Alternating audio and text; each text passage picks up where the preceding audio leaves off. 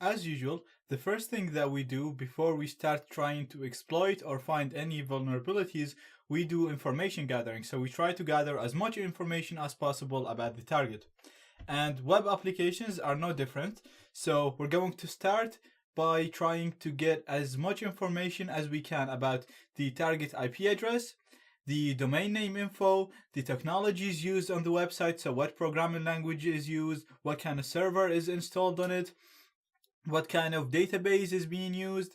We're going to gather information about the company, the DNS records, and we'll also see if we can find any files that are not being listed or any subdomains that are not visible to other people. Now, you can use any of the information gathering tools that we used before.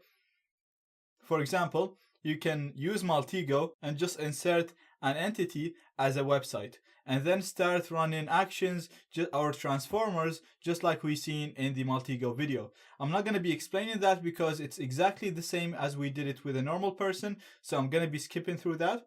You can also use ZenMap like we did before, or even Nexpose, and test the infrastructure of the website and see what information you can gather from that. Again, I won't be going over that because we've seen it. There's no difference between a website or a normal computer. As I said, a website is just another computer. So what I'm going to be focusing on is technologies that you'll only see in websites, such as domain names, DNS records, and stuff like that, that you won't be able to use or we haven't seen before in the previous videos. So the first thing that we're going to have a look on is whois lookup. Whois lookup is a protocol that's used to find owners of internet resources. For example, a server, an IP address, or a domain. So we're actually not hacking or doing anything. We're literally just retrieving info from a database that contains information about owners of stuff on the internet. So, for example, when you sign up for a domain name, if you wanted to register a domain name for yourself, for example, zaid.com, when I do that, I have to supply information about myself, my address, and then the name will be stored in my own name, and people can see that Zaid owns this domain name. So this is all we're going to do. If you Google whois lookup, you'll see a lot of websites providing this service. So I'm using whois.domaintools.com, and I'm just going to put my target domain name, and I'm just going to use isecurity.org.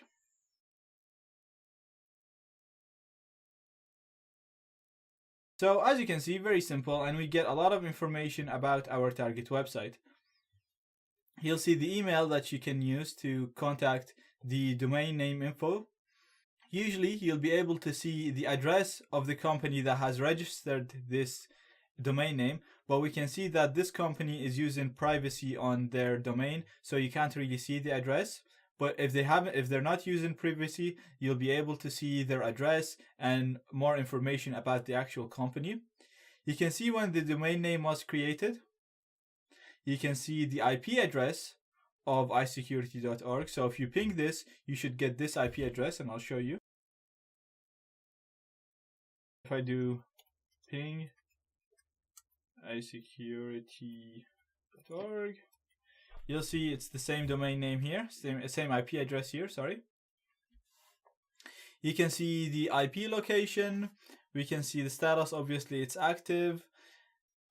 You can also access the history, but you need to register for that. And obviously we can see the title here. And something that's very useful here, we can see that it's using Apache web server. So this is a software that can be used as a web server.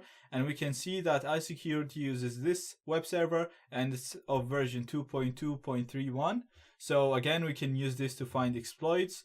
We can see that it's using Unix, the operating system of the website, of the server, and it's using the following add-ons as well. It's using mod SSL and OpenSSL. Now right here, you can find more information about the company who registered this domain. So again, iSecurity is using privacy, so you won't be able to see the address. You can see that it's saying that the target person is using privacy protection. But usually you'll be able to see phone numbers and addresses of that company. So as you can see, very simple stuff. but it's very helpful in the long run just to know what's your target, what's their IP, what services are they using. We can also here, actually I didn't show you, you can see the name servers that are being used, and we can see that they are provided by a company called dimnoff.net. Now if you go on Dimnoff, you'll see that this is a hosting company.